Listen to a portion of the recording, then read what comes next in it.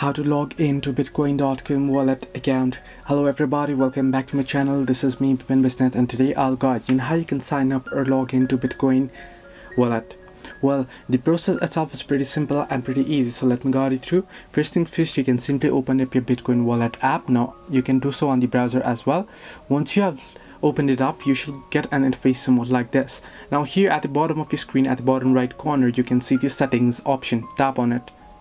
Once you tap on it, you can see the very first option that says sign in. Simply tap on sign in and it'll give you an option to sign in with Google or enter in your email address.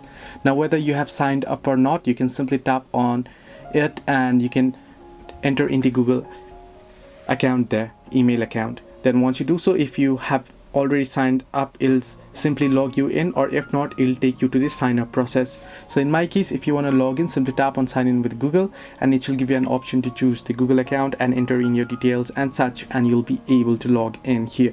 So you can see it's loading up. I'll just choose my account real quick. It'll send a verification as well if we have enabled it. So you can see I'm logged in right here. So this is how you can sign up or log into bitcoin.com wallet. Hope this helped you. Do like and subscribe, and do not forget to leave a comment down below if you have any further issues.